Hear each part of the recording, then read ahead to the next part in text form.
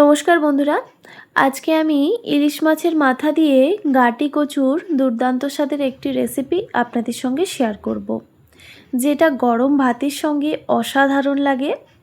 তো পূর্বাস কিচেনে আপনাদের সবাইকে স্বাগত জানিয়ে আজকের এই রেসিপিটি শুরু করছি। তো দেখুন, এখানে আমি গাটি কচুগুলোকে খোসা ছাড়িয়ে এরকম ডুমো ডুমো করে কেটে রেখেছি। তো কচুগুলো কিন্তু এখনও আমি ধুইনি, শুধুমাত্র কেটে একটি পাত্রে রেখেছি। এবার আমি এর মধ্যে বেশ কিছুটা পরিমাণে নুন দিয়ে খুব ভালোভাবে মেখে রাখছি।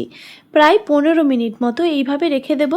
এইভাবে যদি আপনারা গাটি কচু রান্না করেন তাহলে দেখবেন কচুগুলোকে আলাদা করে আর সেদ্ধ করার প্রয়োজন পড়বে না, মানে ভাপিয়ে নেওয়ার প্রয়োজন পড়বে না।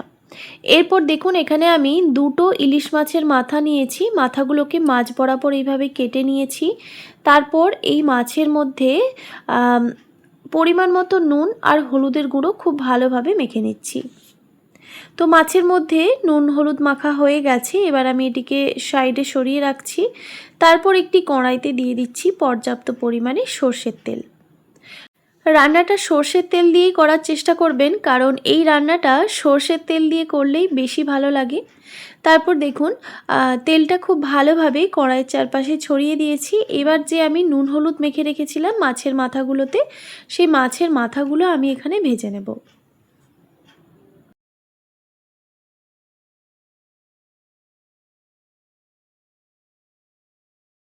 যতক্ষণে মাছগুলো ভাজা হচ্ছে ততক্ষণে দেখুন, প্রায় 15 মিনিট মতো আমি নুন মাখিয়ে রেখে দিয়েছিলাম কচুর মধ্যে। এবার এখানে আমি 2 থেকে 3 বার জল পাল্টে পরিষ্কার করে এইভাবে ধুয়ে নিতে হবে। তো বন্ধুরা, অনেকেই আছে গাটি কচু একদমই পছন্দ করে না বা খেতে চায় না।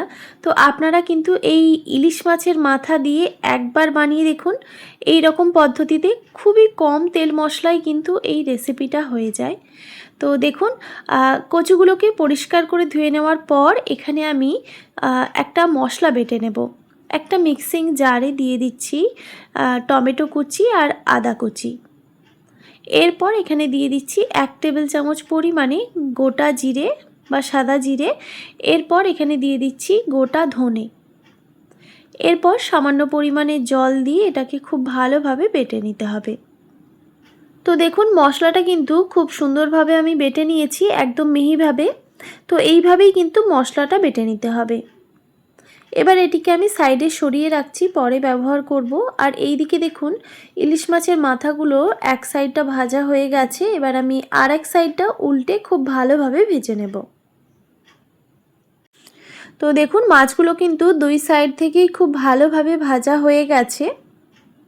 এবার আমি গ্যাসের ফ্লেমটা হাই করে দিয়ে ইলিশ মাছের মাথাগুলো কড়াই থেকে তুলে নিচ্ছি।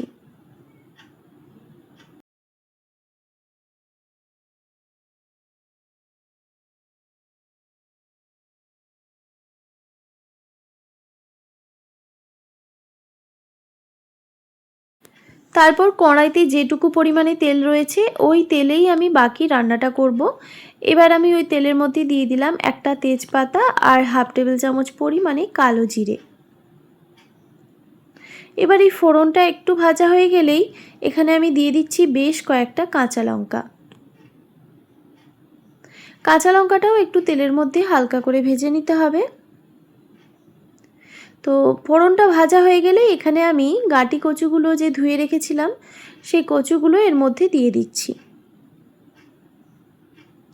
এবার আমি এই কচুগুলোকে খুব ভালোভাবে ভেজে নেব, গ্যাসের ফ্লেমটা মিডিয়াম টু হাই রেখে। আর এই সময় আমি দিয়ে দিচ্ছি একদম তরকারির আন্দাজেই পরিমাণ মতো নুন। তারপর খুব ভালোভাবে নাড়াচাড়া করে দিলাম। তো দেখুন, এখানে আমি দিয়ে দিচ্ছি পরিমাণ মতো হলুদের গুঁড়ো।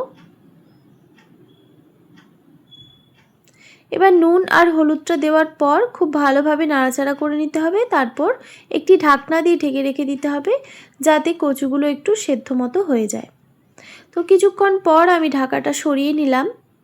তো কচুগুলো কিন্তু অনেকটাই ভাজা হয়ে গেছে। তো এখন আমি গ্যাসের ফ্লেমটা হাই করে দিয়ে আর ঢাকা দেব না, আরও কিছুক্ষণ এটাকে ভেজে নেব।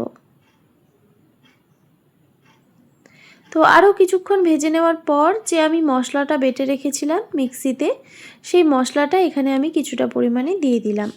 তারপর সামান্য পরিমাণে জলও দিয়ে দিলাম। ওই বাটি ধোয়া, মশলার বাটি ধোয়া সামান্য একটু জল দিয়েছি। তারপর খুব ভালোভাবে নাড়াচাড়া করে নিতে হবে। এবার এখানে আমি ঝালের জন্য দিয়ে দিচ্ছি শুকনো লঙ্কার গুঁড়ো। বন্ধুরা, অবশ্যই কিন্তু আপনারা ঝালের পরিমাণটা কমিয়ে কিংবা বাড়িয়ে দিতে পারেন। তারপর খুব ভালোভাবে আবারও নাড়াচাড়া করে দিতে হবে।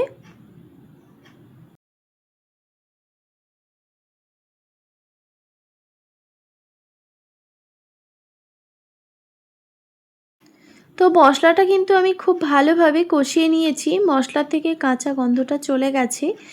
এবার আমি এখানে দিয়ে দিচ্ছি পরিমাণ মতো জল। আপনারা অবশ্যই আপনাদের আন্দাজ মতো জলটা দিয়ে দেবেন। জলটা দেওয়ার পর খুব ভালোভাবে আবারও নাড়াচাড়া করে দিতে হবে। তারপর কচুগুলো যাতে খুব তাড়াতাড়ি সেদ্ধ হয়ে যায় সেই জন্য একটি ঢাকনা দিয়ে ঢেকে রেখে দিচ্ছি কিছুক্ষণের জন্য। প্রায় 7 থেকে 8 মিনিট মতো আমি এখানে ঢাকা দিয়ে রেখেছিলাম। তো কিছুক্ষণ পর আমি ঢাকাটা সরিয়ে নিলাম। তো দেখুন জলটা কিন্তু ফুটে এসেছে। তো আমি গ্যাসের ফ্লেমটা একদম লোতে করে দিয়ে আবারও ঢাকনা দিয়ে ঢেকে রেখে দিয়েছিলাম। তারপর দেখুন ঢাকাটা সরিয়ে নিলাম। এবার কচুগুলো সেদ্ধ হয়েছে কিনা সেটা চেক করব।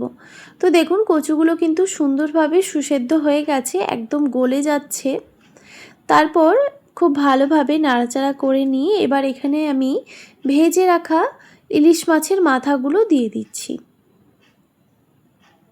ইলিশ মাছের মাথাগুলো দেওয়ার পর খুব ভালোভাবে নাড়াচাড়া করে নিতে হবে। এবার গ্যাসের ফ্লেমটা হাই রেখে আরও কিছুক্ষণ এটাকে রান্না করে নেব। গ্যাসের ফ্লেমটা হাই রেখে আরও কিছুক্ষণ দেখুন রান্না করে নিয়েছি। তো আমাদের রেসিপি কিন্তু একদম রেডি। এইরকম একটু ঝোল ঝোল রাখছি কারণ এটা ঠান্ডা হয়ে গেলে আরও একটু টেনে যাবে, সেই জন্য আমি এরকম ঝোল ঝোল রেখে দিলাম। তো দেখুন আমাদের রেসিপি একদম রেডি। এবার এটিকে আমি গরম গরম ভাতের সঙ্গে পরিবেশন করে নেব। আশা করি আজকের এই রেসিপি আপনাদের ভালো লেগেছে। ভালো লেগে থাকলে অবশ্যই একটি like, comment, share and subscribe করে দেবেন। আর পাশে থাকা বেল আইকনটিও প্রেস করে দেবেন, তাহলে নিত্য নতুন রান্নার ভিডিওগুলি আপনাদের কাছে পৌঁছবে। ভালো থাকবেন, সুস্থ থাকবেন। দেখা হচ্ছে নতুন কোনো রেসিপি নিয়ে। আর এতক্ষণ আমার সঙ্গে থাকার জন্য আপনাদের সবাইকে অনেক অনেক ধন্যবাদ।